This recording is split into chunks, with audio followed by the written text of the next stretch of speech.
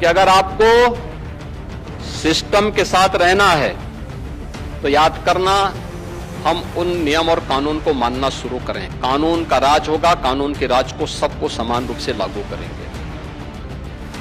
नमाज पढ़नी आवश्यक है, आप शिफ्ट में पढ़िए, हम उसको रोकेंगे नहीं, लेकिन सड़क पर नहीं, हम सड़क को बाधित नहीं करने देंगे। सीएम योगी के ये शब्द और मिजाज यूपी में उनकी जीरो टॉलरेंस की नीति के रुख को साफ दिखाता है, क्योंकि मुद्दा जब यूपी की कानून व्यवस्था को बरकरार रखने का होता है तो सीएम योगी का अंदाज इसी तरह सख्ती से भरा होता है। तीखे तेवर और साफ संदेश के साथ आया सीएम योगी का ये बयान बेशक चंद दिनों पुराना है, लेकिन सीएम योगी ने अपने बयान में जो ऐलान किया है वो अब यूपी में जमीन पर भी उतरने जा रहा है। दरअसल 28 मई को बकरीद का त्योहार आ रहा है। बाजारों की रौनक को देखकर इस त्योहार की अहमियत को आसानी से समझा जा सकता है। ऐसे में त्योहारों के दौरान कानून व्यवस्था को मजबूत रखने के लिए सीएम योगी ने खुद जिम्मा संभालते हुए एक बड़ी समीक्षा बैठक कर कई अहम निर्देशों को जारी किया है। सीएम योगी ने रविवार को आगामी त्योहारों और कानून व्यवस्था को लेकर कड़े तेवर दिखाए। सीएम ने साफ निर्देश दिए कि सड़क जाम कर नमाज पढ़ने की अनुमति बिल्कुल नहीं होगी। सभी धार्मिक आयोजन केवल उनके परंपरागत और निर्धारित स्थानों पर ही किए जाने चाहिए। सार्वजनिक स्थलों पर कुर्बानी देने की अनुमति नहीं दी जाएगी। प्रतिबंधित पशुओं की कुर्बानी को लेकर जीरो टॉलरेंस की नीति अपनाने का आदेश दिया।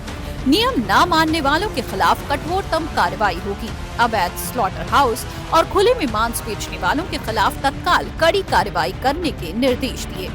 सीएम योगी के ये निर्देश यूपी में लोगों की सुविधा के साथ त्योहारों के दौरान शांति को बनाए रखने के लिहाज से लिए गए हैं।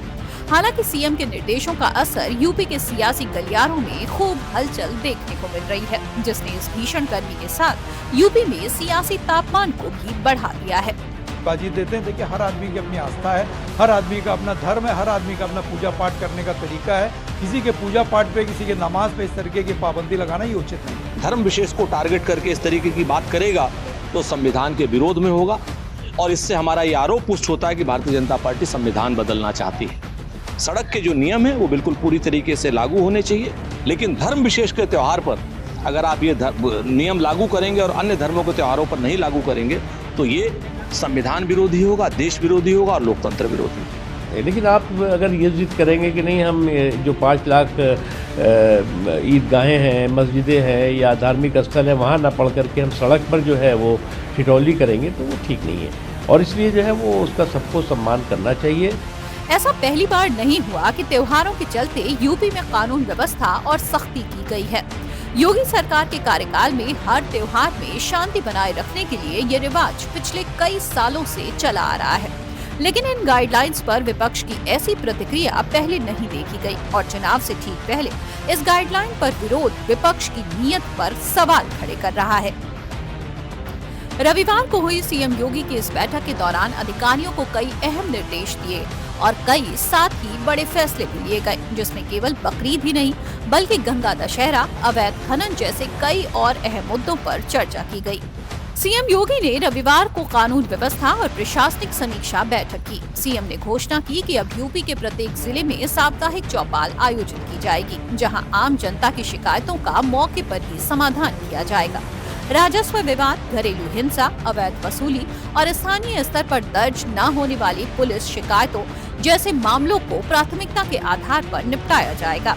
साथ ही सरकारी योजनाओं से वंचित लोगों को चौपालों के माध्यम से लाभ पहुंचाया जाएगा। मुख्यमंत्री ने स्पष्ट कहा कि IGRS पोर्टल और सीएम हेल्पलाइन पर मिलने वाली शिकायतों में लापरवाही न बरती जाए।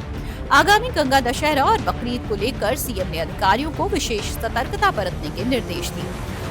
मुख्यमंत्री ने निर्देश देते हुए कहा कि खुले में मांस की बिक्री नहीं होनी चाहिए, अवैध स्लॉटर हाउस किसी भी हालत में संचालित न हो। बैठक में सड़क सुरक्षा और अपराध नियंत्रण पर भी चर्चा हुई। बिना नंबर प्लेट वाले वाहनों के खिलाफ अभियान चलाने के आदेश दिए। सरकार ने भू माफियाओं के खिलाफ अभियान तेज करने के भी निर्देश दिए हैं। सीएम ने कहा कि अवैध कब्जा करने वालों पर कार्रवाई की जाएगी। इन फैसलों के अलावा सीएम योगी ने तेज गर्मी को देखते हुए श्रद्धालुओं के लिए छायादार स्थान और मेडिकल सुविधा उपलब्ध कराने के भी निर्देश दिए हैं। सीएम योगी की इस बैठक में मुख्य सचिव, प्रमुख सचिव गृह, डीजीपी राजीव कृष्णा और ADG law and order Amitabh Yash समेत तमाम अधिकारियों को दिए गए सीएम योगी के ये निर्देश, जिन्हें यूपी में कानून व्यवस्था की मजबूती के लिहाज से काफी अहम माना जा रहा है।